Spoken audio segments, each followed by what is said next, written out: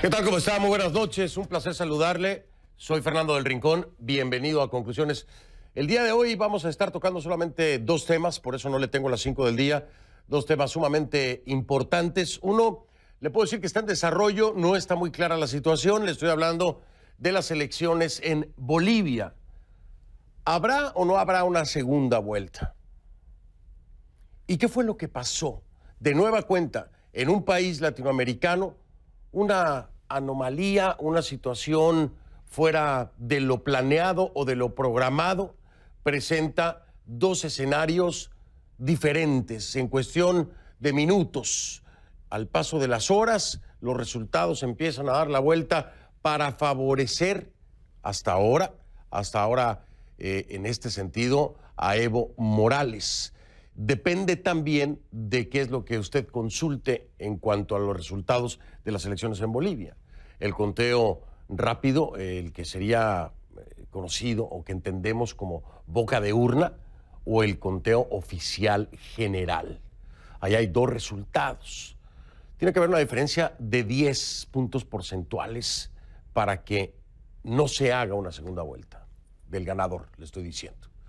Por un lado, pareciera que eso va a ocurrir y que Evo Morales, de nueva cuenta, será reelecto como presidente. Por otro lado, pareciera que no. Pero enrarecido el ambiente está. Una situación que no ha sido aclarada del todo, hay. ¿Qué pasará en las próximas horas? Voy a tener como invitado precisamente al candidato opositor. El señor Mesa estará aquí conmigo. En el tema de Bolivia y las elecciones. Ahora, en México, ¿qué es lo que está pasando en México? ¿Qué fue lo que pasó en México? Por lo pronto, el presidente Andrés Manuel López Obrador dice que tiene la conciencia tranquila por su decisión de liberar a Ovidio Guzmán López, alias el Ratón, el hijo de Joaquín Guzmán Loera, alias el Chapo, en escenas de película ocurridas en Culiacán.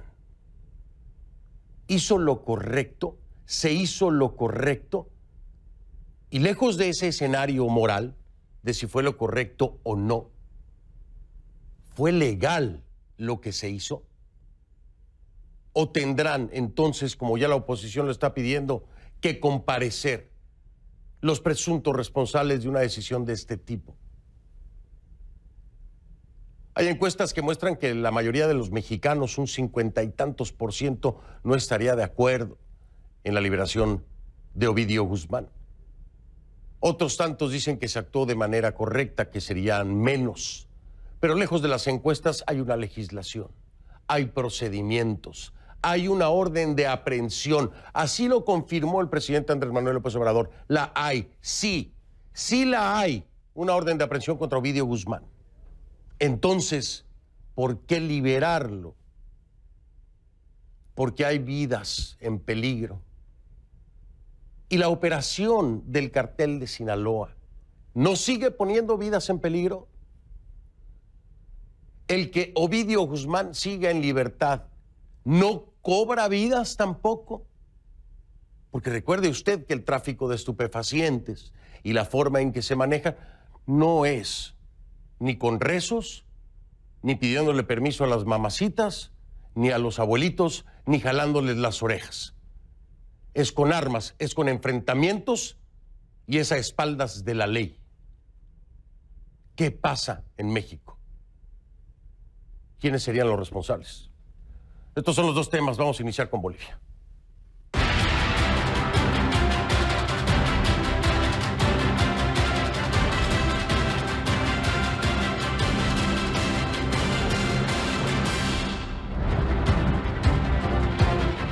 Le pido que a partir de este momento me acompañe utilizando la etiqueta numeral ConcluElexBol, el ex de elecciones BOL de Bolivia. ConcluElexBol es la etiqueta. Le pido por favor que a partir de este momento sus comentarios a mi cuenta en Twitter, @soyfdelrincón, @soyfdelrincón en Twitter, los acompañe con esta etiqueta, ConcluElexBol. En Bolivia la segunda vuelta electoral no está clara. Parece estar, de hecho, más en peligro de esfumarse. Este lunes, tras una sorpresiva interrupción, extraña interrupción, en el conteo de votos que duró casi 24 horas una vez más, en otro país latinoamericano, en este caso Bolivia, después de esas 24 horas de interrupción extraña, el presidente Evo Morales, que marcaba 7 puntos porcentuales de ventaja sobre el opositor Carlos Mesa, ahora figura con casi 10 puntos por encima. Si es así, si tiene 10 puntos por encima, no hay segunda vuelta. Frena toda posibilidad de una segunda vuelta. De ampliarse esa diferencia, se asegura por completo, ¿no? Unas pocas décimas. Evo Morales se convertiría en el virtual ganador. Asegura entonces así un cuarto periodo presidencial hasta el 2025. Sin embargo, el Tribunal Electoral aún no ha oficializado los resultados, mientras que la oposición canta fraude y promete defender su voto en la calle. Mire.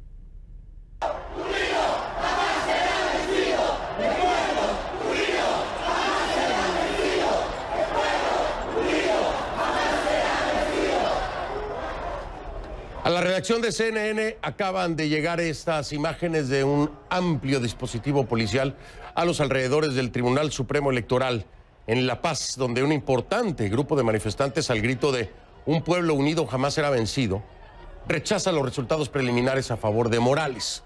Algunos medios locales reportan heridos, pero de momento nosotros no podemos confirmar estos datos de manera independiente. Lo cierto es que esto es lo que está ocurriendo en Bolivia. Nos llegan estas imágenes, ya lo ve usted, y el operativo policial es importante, así como la presencia de manifestantes. Pero, a ver, ¿cómo es que se dieron los hechos? Vamos a hacer un repaso. Aunque el Tribunal Electoral prometió un proceso transparente, ayer, a las 8 de la noche, hora local, las dudas explotaron. En ese momento, con más del 80% de las actas verificadas a través del sistema de transmisión de resultados electorales preliminares, el TREP, que es es lo más parecido a lo que entendemos o conocemos como boca de urna. La diferencia entre Morales y Mesa era de unos 7 puntos porcentuales. Morales marcaba el 45,7% y Mesa el 37,8%. Según el Estatuto Electoral, una diferencia de menos de 10 puntos activa la segunda vuelta. Poco después, el conteo de los votos quedó interrumpido, sorprendentemente, súbitamente. Supuestas fallas en la transmisión de datos, ¿no? ¿Le suena conocida esta frase? Fallas en la transmisión de datos. Bueno, los observadores internacionales entonces de la OEA, de la Organización de Estados Americanos, presentes en Bolivia, rechazaron la interrupción y pidieron explicaciones inmediatas a las autoridades electorales por el hecho. No obstante, el escrutinio provisional no se reanudó. Casi 24 horas después, ahí sí, cuando los nuevos números fueron publicados este lunes, Morales aventajaba a Mesa por casi los 10 puntos porcentuales necesarios para no tener que ir a una segunda vuelta. La oposición boliviana denuncia fraude. Escucha. Lo que está pasando es extremadamente grave, al punto que los observadores de la OEA han hecho un llamado de atención preguntando por qué se ha interrumpido ese recuento. No lo podemos aceptar. No podemos aceptar que se trate de manipular un resultado que obviamente nos lleva a segunda vuelta, que debe realizarse de todas maneras. Quiero alertar a todos ustedes y a nuestros conciudadanos de comunidad ciudadana, estar alertas en vigilias en todo el país hasta que este recuento se reinicie sin manipulación y sin ningún tipo de descontrol en cuanto hace al resultado final. Mesa también pidió movilizaciones civiles en defensa del voto, un llamado que está acompañado por el Comité Nacional de Defensa de la Democracia en Bolivia, el CONADE, quienes responsabilizan al gobierno de Morales por cualquier enfrentamiento que pueda suscitarse en el país. El llamado no se hizo esperar. Morales, sin embargo, y sin esperar el anuncio definitivo, se declaró ganador de los comicios. Ganamos una vez más 4 elecciones consecutivas ganamos en Bolivia. Histórico, inédito. El Tribunal Supremo Electoral de Bolivia realiza este cotejo de las actas de votación. Código de mesa 1471, asiento, localidad La Plata, mesa número 8. Este lunes el Tribunal Electoral ofreció una conferencia de prensa para actualizar las cifras e incluir datos del voto internacional. La comparecencia se vio interrumpida por manifestantes que con gritos de "fuera Evo" clamaban fraude y exigían su renuncia. La aparición de simpatizantes oficialistas caldeó los ánimos, pero afortunadamente, por ahora al menos, por ahora, solo se han limitado a lanzarse reproches mutuamente, ¿no? Ante la presión internacional y el reclamo de la OEA más temprano, el canciller de Bolivia, Diego Pari, y el ministro de Comunicaciones, Manuel Canelas, garantizaron públicamente a la oposición boliviana y a la comunidad internacional un recuento transparente de votos. Lo garantizaron, pero una incidencia y una situación extraña que no ha sido aclarada, esa aún no se ha garantizado su explicación. Horas después, en entrevista con CNN, Pari dijo que solo Bolivia puede decidir si Evo Morales se va o se queda. En medio de todo esto, existe un problema más profundo, un problema de raíz, ¿no? Usted sabe que ha sido, además, la discusión permanente antes de llegar al punto de hoy. Lo hemos hablado aquí en Conclusiones con cualquier cantidad de especialistas, legistas, constitucionalistas, opositores. Sí, es la reelección, esta reelección que clama Morales, aún sin resultados oficiales. Morales llegó a estos comicios a pesar de haber perdido un referendo. ¿Se acuerdan de ese referendo revocatorio? Sobre reelección indefinida en 2016. Lo perdió. Lo perdió. Por la diferencia que sea. Así como si por cualquier diferencia gana, esa por cualquier diferencia la perdió. Pero no importó. Ese referendo no importó. Y usted dirá, ¿y cómo pudo participar entonces si perdió ese referendo? Ah, pues muy fácil. Mediante una habilitación ¿de qué? ¿O de quién? De este mismo Tribunal Electoral. De este que hoy está contando los votos. ¿Qué le parece? Vamos a consultarlo con el pueblo decide si puedo reelegirme o no, el pueblo dice no importa, el Tribunal Supremo Electoral me habilita. Esa es la realidad simple y llana. Ahí están los hechos, esos son los hechos, no es mi opinión, son los hechos. Otro punto a considerar es que de acuerdo a una encuesta de la firma internacional Ipsos, llevada a cabo entre el pasado 1 y 13 de agosto, si se da una segunda vuelta, Mesa estaría aventajando a Morales por más de 10 puntos. Los otros candidatos que participaron en los comicios podrían ayudar a cumplir la expectativa, ¿no? Esos votos que ya no están con su candidato en la segunda vuelta, muchos de ellos irían a Mesa. Óscar Ortiz y Chi Hyun-chung, que ocupan el tercer y cuarto lugar respectivamente, han dicho que respaldarían a Mesa en segunda vuelta. Así que ahí están las cosas.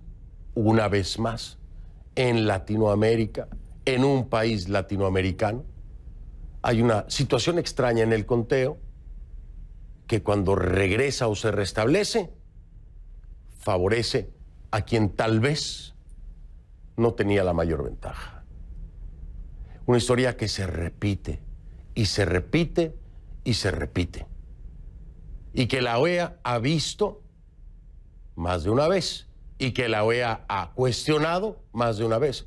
Lo cierto es que en todos los casos, el resultado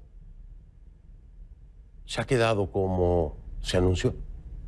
En ninguno de los otros casos se ha cambiado el resultado.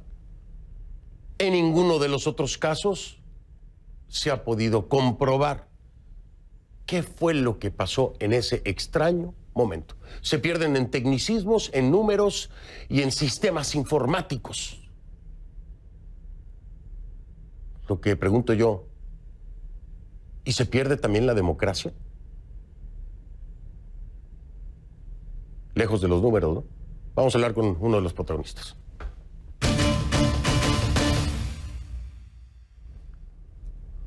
Le doy la bienvenida a Carlos Mesa, candidato por Comunidad Ciudadana, expresidente y exvicepresidente de Bolivia. Antes de iniciar mi charla con el señor Mesa, quiero decirle que solicitamos aquí en Conclusiones entrevista con Evo Morales, pero nos dijeron que en este momento no se podía, ¿no? No sería posible, como casi nunca. Sin embargo, nos dicen que la posición oficial acerca del resultado es que las elecciones se ganan con votos y no con declaraciones. Faltando al propio principio de esta declaración, se lo digo al gobierno de Bolivia y se lo digo a Evo Morales. Señor, efectivamente así es. Se gana con votos y no declaraciones. Es decir, sin anticiparse a un triunfo que no ha sido oficializado por el órgano que lo tiene que oficializar.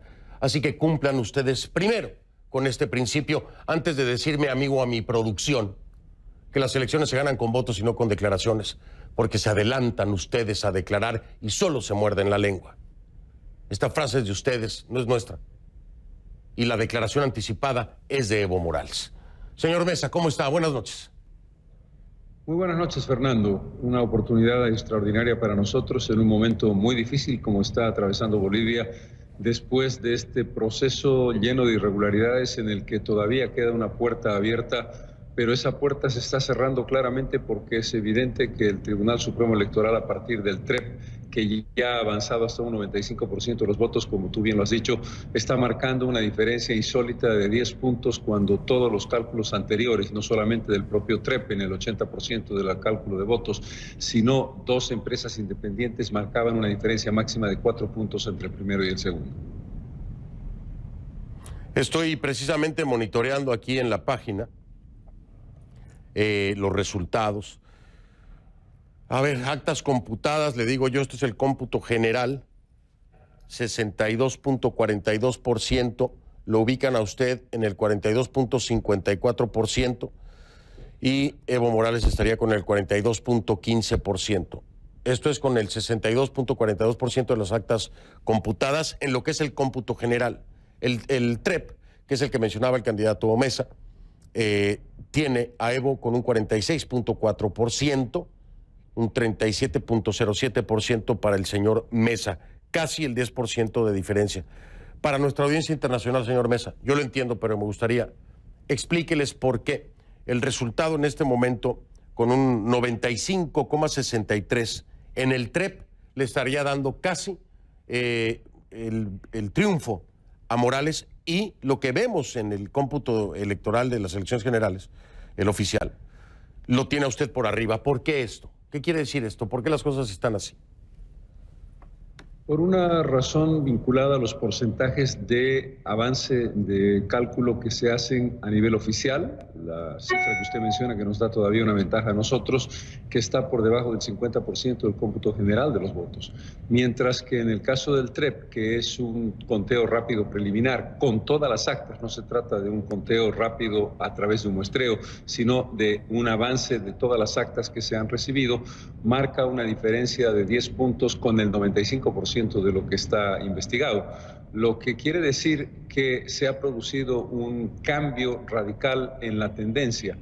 Ayer, cuando se empezaron los cómputos, estábamos hablando de una diferencia, usted lo decía, de 7 puntos, pero adicionalmente dos empresas independientes que llevaron adelante el conteo rápido, tradicional en todo medio de comunicación, con una posibilidad de un error de 1 más menos 1%, establecieron un máximo con el 100% de las actas que ellos habían controlado y que habían establecido en ese conteo rápido, de menos de 4 puntos entre el primero y el segundo, dando por evidente que había una segunda vuelta. Estos son los dos elementos. Lo que tiene el Tribunal Supremo oficialmente está en menos de la mitad y lo que tiene el TREP está en el 95%, con una evidente distorsión de las tendencias que de todas maneras se han calculado. Quiero, Fernando, subrayar un tema adicional. Hoy día, hace muy pocos minutos, la Organización de Estados Americanos ha hecho ya conocer un informe oficial indicando su gran sorpresa por lo que ellos consideran un inverosímil cambio en la tendencia de voto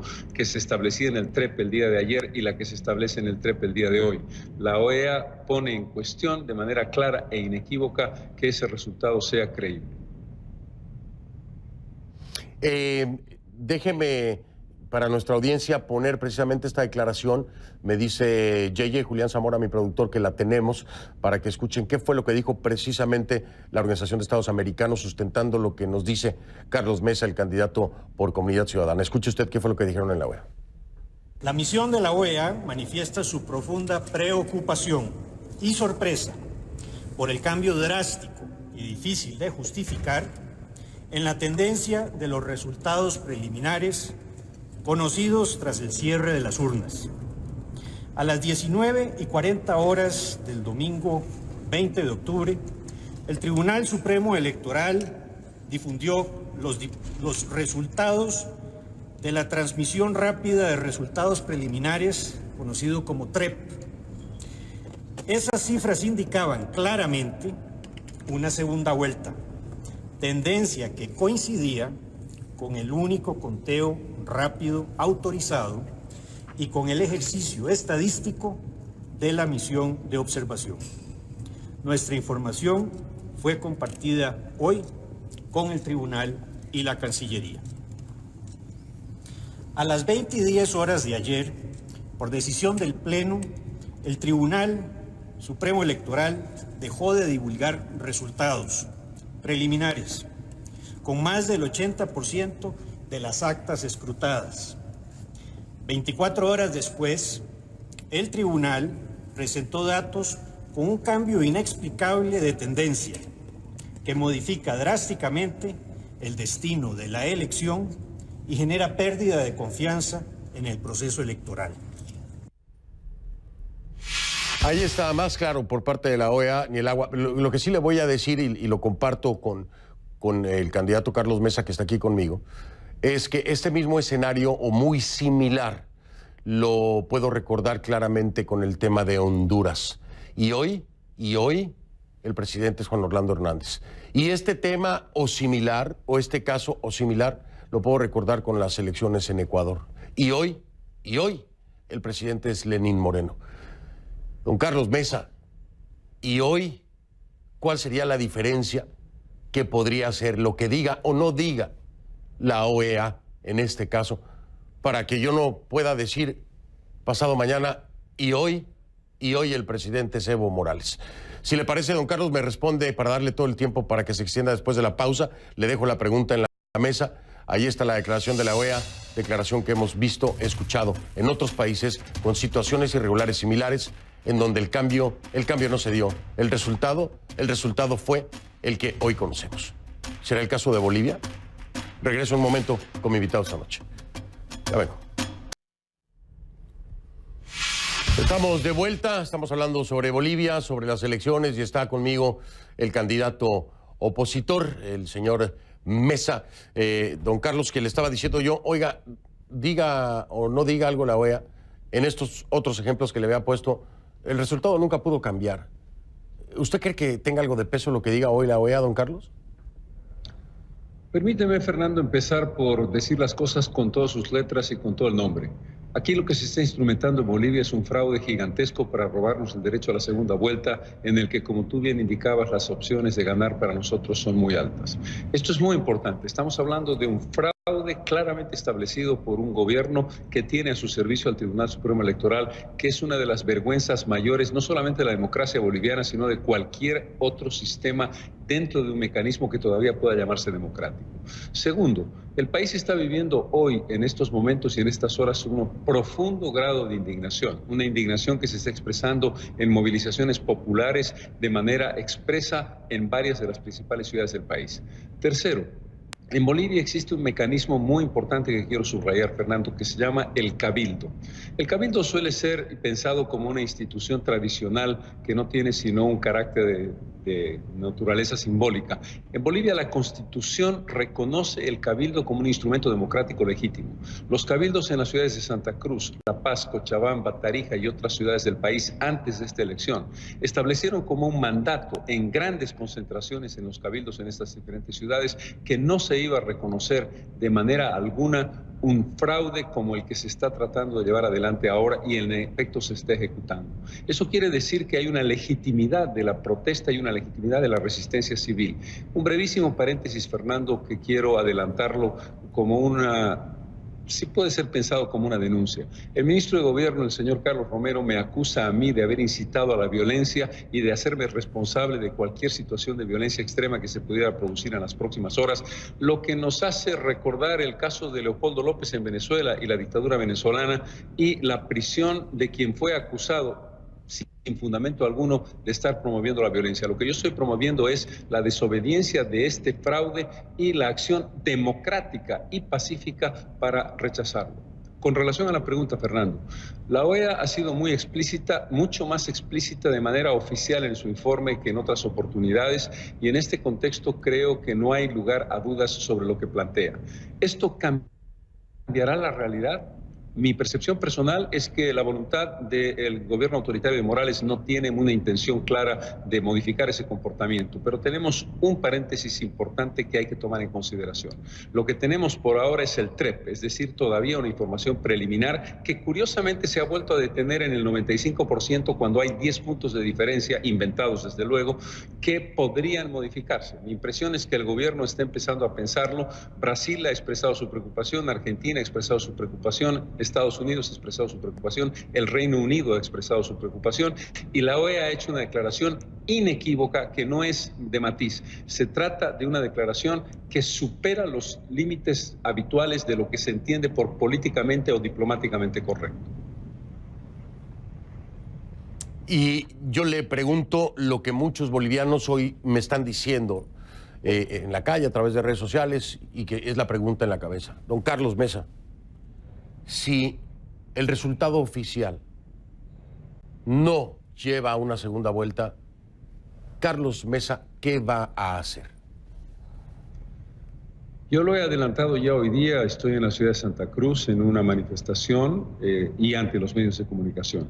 Nosotros, tanto quien habla como mi candidato vicepresidencial, como comunidad ciudadana, no vamos a reconocer el resultado de una elección que sea manejada de la manera descaradamente fraudulenta como se está manejando. Nosotros estamos indicando que hay que dar cumplimiento a los cabildos que se han producido en las últimas semanas, indicando que la sociedad boliviana no reconoce un presidente emanado del fraude, y eso tiene que ver con el carácter vinculante de la decisión de los cabildos a los que hacía referencia. Mi subrayado también es: nuestra resistencia es una resistencia de carácter democrático y de carácter civil, y en ningún caso es una acción que vaya a promover la violencia. Para dejarlo bien claro, ¿no? Porque después no vayan a haber acciones legales en contra de Carlos Mesa por cualquier incidencia que pueda ocurrir. Mire, don Carlos, ¿qué le puedo decir? Aquí en el estudio lo hablé con usted, ¿se acuerda? Lo hablamos antes en otra entrevista vía Skype de lo que podría ocurrir. Don Carlos, ¿era ya una muerte anunciada o pensó en algún momento, don Carlos Mesa, que iba a haber una transparencia, que se podía llegar? Uno de los elementos, Fernando, más importantes para destacar es que en condiciones normales nosotros ganábamos esta elección sin discusión. Y cuando digo condiciones normales, me refiero a el camino que ha sido un verdadero viacrucis que hemos enfrentado con toda la valentía de la que somos capaces y con el respaldo popular, que ha generado el desequilibrio, la cancha inclinada, los recursos ilimitados, la manipulación, la guerra sucia. Sumados todos esos elementos, el planteamiento para nosotros era: íbamos al muere, y sin embargo llegamos el día de ayer claramente con todos los indicadores marcando una segunda vuelta que nos llevaría al triunfo.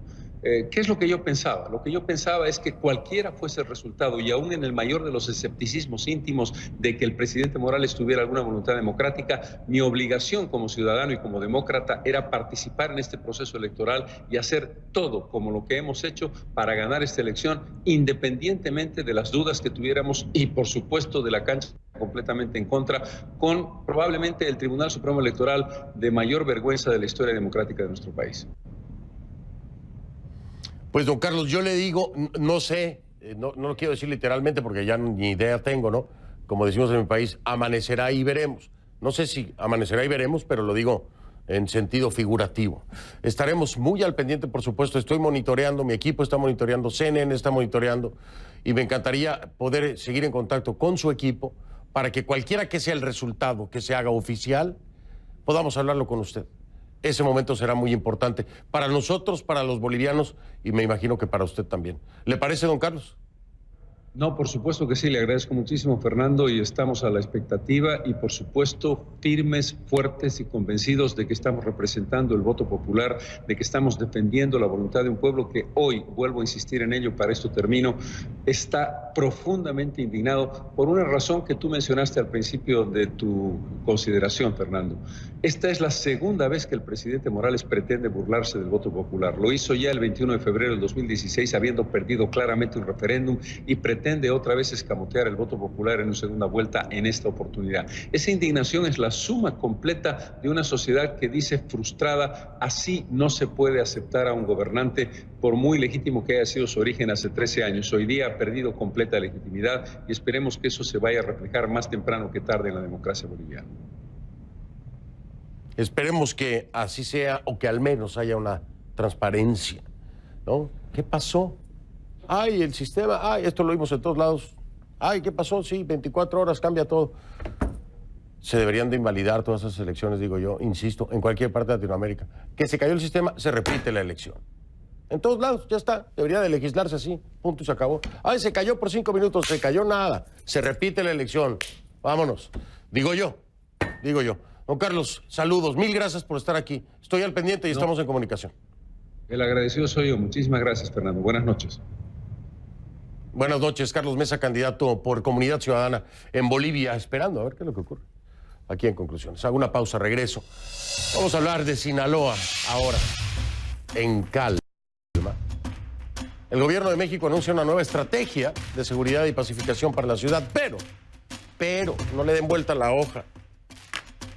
¿Quiénes tendrán que comparecer por el fallido intento o la liberación de Ovidio Guzmán? Ah, sí, porque ya hay denuncia, ya le cuento. Luego de los graves incidentes de la semana pasada en Culiacán, Sinaloa, tras la captura y liberación del hijo del Chapo Guzmán, ahora el gobierno de México anunció una nueva estrategia de seguridad y pacificación, dicen, para esa ciudad. Al momento, según las autoridades, han llegado ahí 400 miembros de la unidad especializada de paracaidistas, los que se suman a un contingente mucho mayor que ya opera en la entidad. A ver, ¿ayudará esto a pacificar Culiacán o solo una cortina de humo? ¿No? Vamos a hablar de esto con mi invitado esta noche.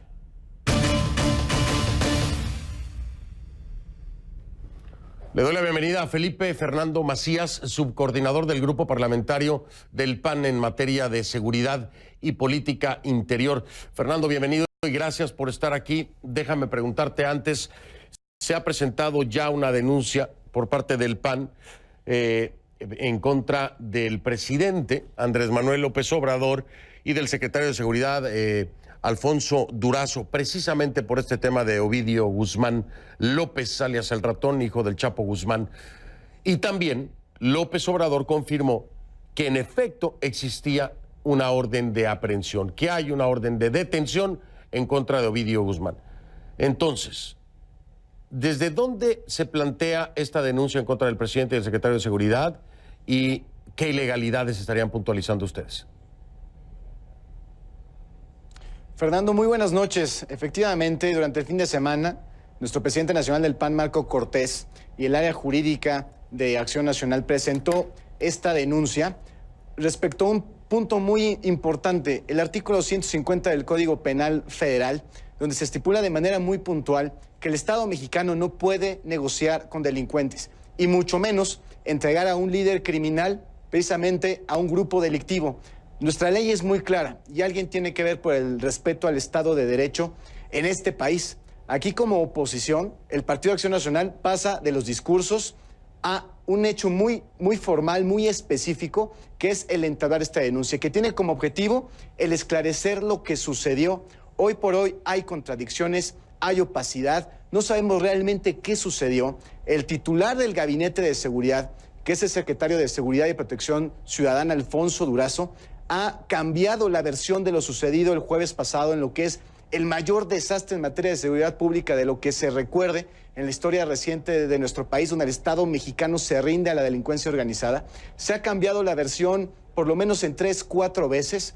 Una cosa dice el secretario de Seguridad, otra cosa dice el presidente de la República, y mientras tanto se orquestó un operativo que puso en peligro la vida de miles de personas en Culiacán, que expuso también a las Fuerzas Armadas, y hoy no hay claridad de quién mandó a hacer el operativo, cómo se ejecutó, cómo se operó, quién tuvo el mando en la reacción respecto a lo que sucedió y que fueron más de 5 horas donde no se supo absolutamente nada de los postulados oficiales del gobierno federal y donde miles de personas en Culiacán estaban con temor, en total incertidumbre. ¿Y qué es lo grave de lo que vemos aquí? Que hoy estamos viendo una alianza de facto, un acuerdo de facto entre el gobierno federal y la delincuencia organizada, porque se está entregando a un líder criminal, a una organización que se dedica al narcotráfico. Si eso no es un acuerdo de paz de facto entre el gobierno federal y la delincuencia organizada, no sé qué es. Entonces, aquí lo que estamos viendo de manera muy puntual, que se dé un paso judicial para que se esclarezca y tengamos respuestas muy puntuales de lo que sucedió el jueves, para que no vuelva a pasar. Hoy el discurso oficial es minimizar el presidente de la República al día siguiente y hoy todavía sigue poniendo excusas, pretextos, insulta, pone etiquetas, pero no se da con responsabilidad un discurso, una modificación de estrategia de lo que es a todas luces el año más violento en la historia de nuestro país, Fernando. Así es, en comparación de los primeros 10 meses del gobierno anterior, hay un incremento en el número de muertes violentas en México. Esas son las cifras, esos son los datos. Voy a marcar una pausa, Felipe, pero quiero preguntarte de nueva cuenta sobre por qué solamente Andrés Manuel López Obrador y Alfonso Durazo. Aquí, según el propio López Obrador, fue una decisión que se tomó con el gabinete de seguridad. Esto es muy importante porque entonces serían corresponsables todos aquellos que integran o que son miembros del gabinete. Me dices después el por qué no también se fue o no se incluyó a estos otros personajes del gobierno de López Obrador. Hago una pausa, regreso. Estoy con Felipe Fernando Macías. Según el Código Penal Federal Mexicano, el artículo 150 dice: se aplicarán de 6 meses a 9 años de prisión al que favoreciere la evasión de algún detenido, procesado o condenado. Si el detenido o procesado estuviese inculpado por delito o delitos contra la salud, a la persona que favoreciere su evasión se le impondrán de 7 a 15 años de prisión, o bien, en tratándose de la evasión de un condenado, se aumentarán hasta 20 años de prisión. Esto es lo que dice el Código Penal Federal Mexicano. Alguien, porque no es nada más liberarlo, no, alguien propició la evasión. El señor tenía una orden de detención, confirmado así por el presidente López Obrador. La decisión supuestamente, tocayo, se toma por parte del Gabinete de Seguridad. ¿Por qué ir solamente detrás del presidente López Obrador, de Durazo, el secretario de Seguridad, y no por todos los que integran el gabinete? Evidentemente, ante una investigación judicial, se tendrá que abarcar todas las aristas, todas las autoridades involucradas en el operativo. Pero yo sí te quiero decir algo muy puntual, Fernando. Nosotros creemos y estamos seguros que respaldamos en todo a las Fuerzas Armadas de nuestro país. Recordemos que el Ejército Mexicano, la Marina, rinden órdenes. Ellos tienen una formación disciplinaria para no cuestionar las órdenes que se le dan. Por eso que aquí estamos yendo sobre el alto mando, sobre el comandante supremo de las Fuerzas Armadas, que es el presidente de la República, y por el jefe del Gabinete de Seguridad, que al final del día es quien coordina todas las acciones en materia de prevención y de seguridad. Evidentemente, en esta denuncia que estamos interponiendo se tendrá que buscar todas las aristas y se investigará a fondo, pero lo que tampoco vamos a tolerar es que nos quieran entregar chivos expiatorios, Fernando, porque lo que sucedió simplemente fue un desastre, es indefendible. Y ante los constantes cambios de versiones de los titulares en materia de seguridad y específicamente Alfonso Durazo, es ante esa gravedad que él debe de responder sobre lo que en todo caso las demás instancias hicieron. Primeramente habló de un patrullaje y que de manera incidental toparon con el presunto responsable, después que sí era una operación dirigida. Luego dijo que él tomó la decisión incluso estando incomunicado con el presidente de la República, lo cual también es gravísimo y también hay una responsabilidad ahí muy puntual del presidente de México, que siendo el comandante supremo de las Fuerzas Armadas, no puede estar incomunicado en una situación así, y como incluso de manera frívola, cuando le preguntan en el aeropuerto si sabía algo, no dice absolutamente nada y toma su vuelo a Oaxaca.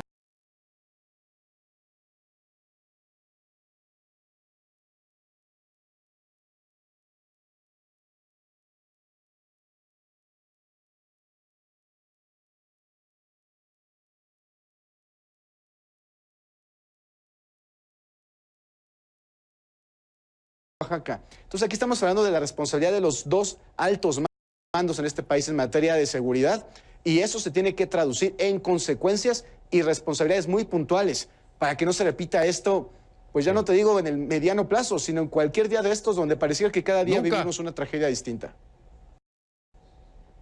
Nunca, tocayo. Nunca se había vivido esto. Yo nada más que se aplique el Código Penal Federal. Eso es todo, conforme a la ley, aplíquenlo, porque ahí hay que aplicarlo.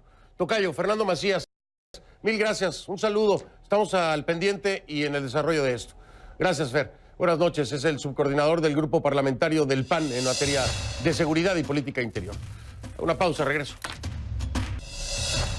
Oiga, hoy es el último día de nuestro director Jerry Ruiz. Se nos va. Jerry, mil gracias por todo el trabajo aquí en Conclusiones. Pero se nos va aquí mismo, hombre. O sea, nada más se cambia de idioma. Se va a CNN en inglés. Nos lo robaron. Jerry, que te vaya súper bien. Y mil gracias. Ya después te doy unas clases de español para que te sientas más confiado y vengas de vuelta para acá. Mucha suerte, Jerry. Gracias y gracias a usted en casa. Lo veo mañana.